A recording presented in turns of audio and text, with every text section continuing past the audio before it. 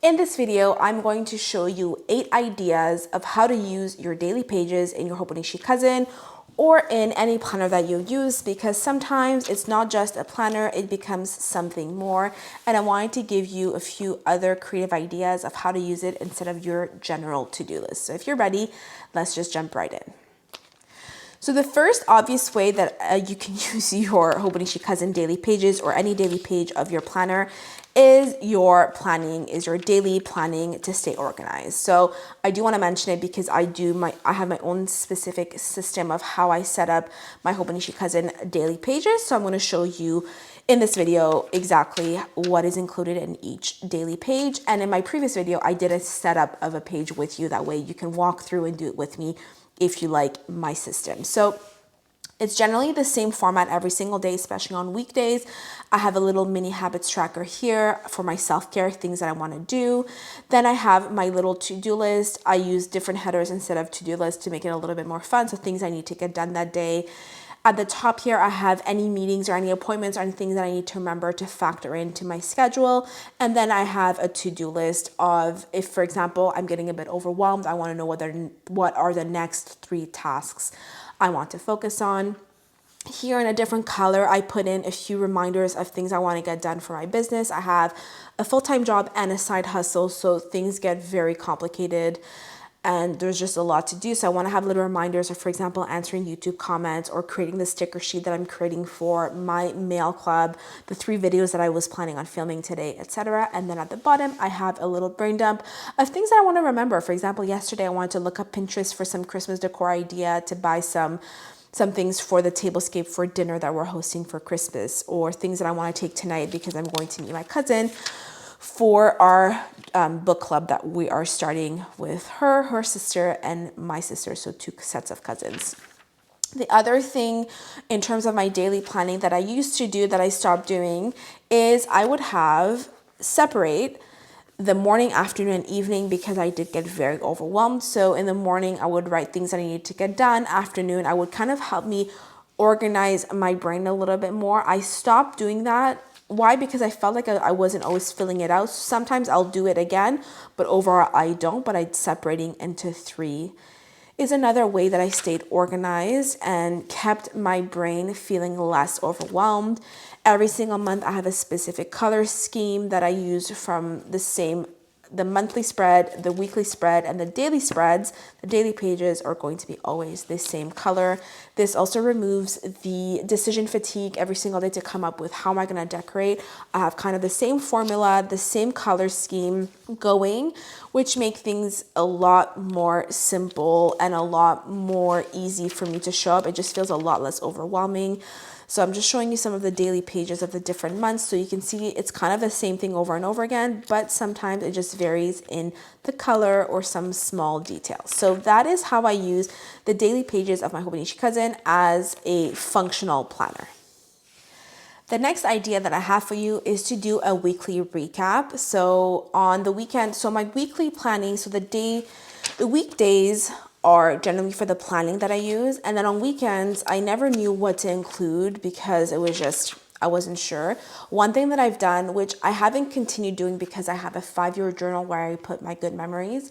However, long story short, another way that you can use your daily pages is to do a weekly recap. So it's just sitting down at the end of the week on a Friday night or maybe a Sunday evening, writing down some of the small good memories that happened throughout the week, the things that you want to remember, the little moments that we tend to forget. Like I went to a gem shop with my sister, my parents in Point Claire Village. So it's always nice to look back and to remember all these small little moments.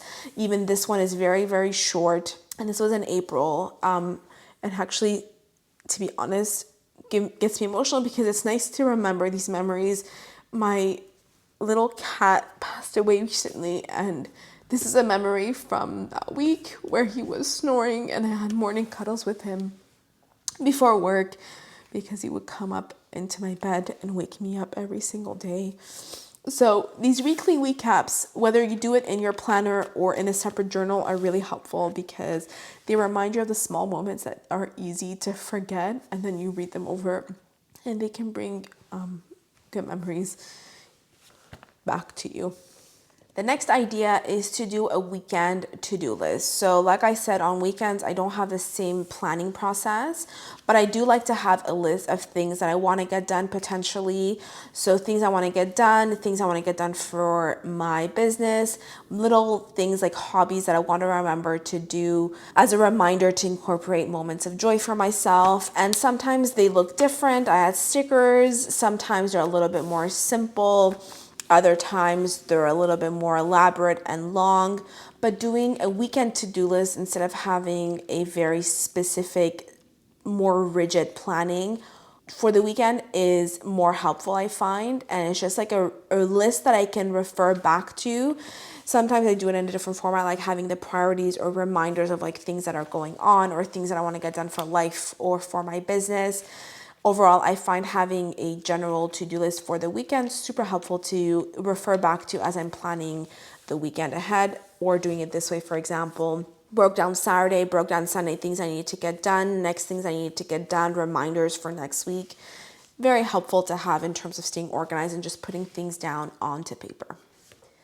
The next idea for your daily pages, if you want to fill up your Hobonichi Cousin, is to use it for brain dumps, which is one of the main reasons I actually like this planner, is because I have enough space to do it for planning, but also just to do brain dumps where I just basically write down anything that's on my mind, and it doesn't have to be super organized or super tidy. I used to have a separate journal, but I wanted to streamline my process and have everything in one. So brain dump is literally just putting pen to paper, and whether it's writing a list or anything else, it's just putting down anything that's coming to mind. So this was like a list of things I wanted to get done.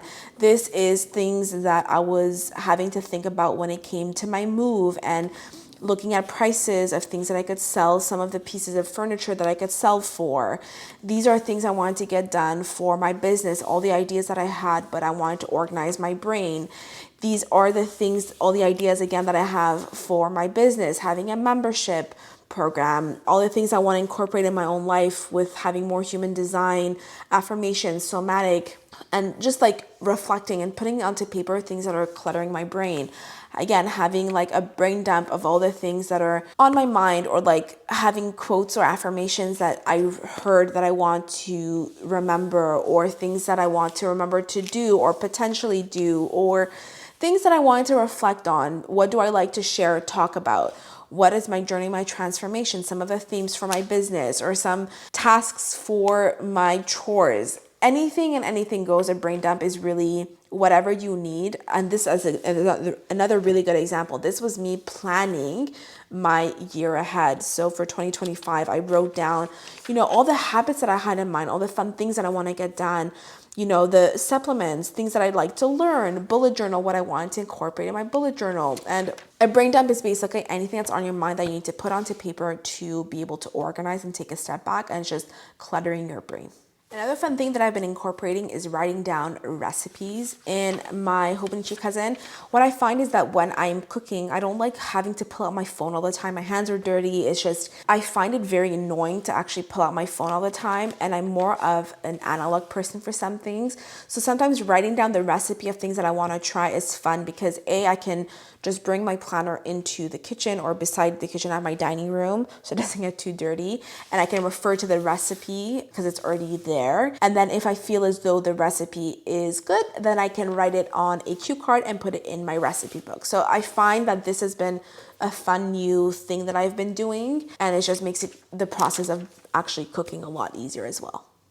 Another page idea for you is having lists. So this is what I showed you before. This was a list of things, kind of like a brain dump, but a list of self-care ideas, hobbies, treatments, movement, fun, everything, shower, learning, are all the things that I would have wanted to incorporate in my life in 2025. Packing list. So for San Diego, things I need to get done before the trip, ideas of things that I need to complete.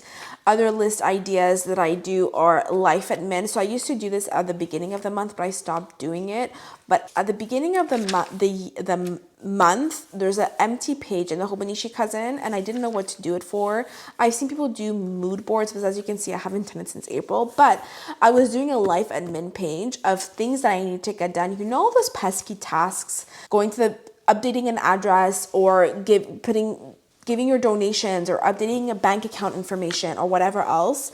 I would incorporate this list at the front of the month as a life admin list of tasks to get done to make sure I could get them done and actually move forward and get things sorted out, done, and completed. So that's another thing that I've been doing, just like different types of lists, packing lists as well. So yes, in my daily planning, I have lists of like things I need to get done, but this is more specific of like things I want to get done. This was, for example, a list of things I wanted to eat during a specific cycle in my phase to be able to cycle sync as an example. So making lists I find are really helpful. Another page idea that I really liked, but I haven't done that much, but I'm still going to share it with you, is having meal prep ideas. For me specifically, it was to cycle sync my meals and my nutrition and my movement to my cycle. And in terms of meal prepping, I kind of organized the things I needed to make, and then I organized the order in which I wanted to get things done. It's quite elaborate, and that's probably why I haven't done it again, because my meal prepping has simplified a little bit. But overall, I did find it helpful to kind of map things out before getting into the kitchen. I knew what kind of breakfast I was going to make, the snacks, the sweets, the veggies, the protein, and the carbs, and my different meal ideas that I can mix and match all the things together, and then organize how I was going to tackle my list, my long list of things that I want to prepare. Again, this was a little bit too elaborate and a little bit too ambitious for me, but it's still an idea for you to do your meal prepping and organizing everything in your planner. And the last thing I'm going to share with you, which is something that I do once in a while in my Hobonichi Cousin, but it's something that I do with my girlfriends every single month. We have a full moon get together. We get together with me and my girlfriends, and we set our intentions for the next month. We do little, ceremonies or intentions. We do tarot cards together. It's just really fun. But sometimes there's specific rituals that I want to get done, I want to do for a specific full moon, and I find it nice to kind of write it down. I was kind of thinking of creating kind of a little witchy white witch bullet journal, creative journal for all of these things for myself. So to be determined if I do it, but I wanted to share this idea because I thought it was fun. And it is something that I would like to incorporate more in my life. So maybe this would be a fun way for you to incorporate this in your daily planner as well. If you want to see how I set up my daily pages to use it as a planner, you can watch this video next. And if you have any questions, please let me know. Thank you so much for watching. I'm sending you a lot of love. Bye for now.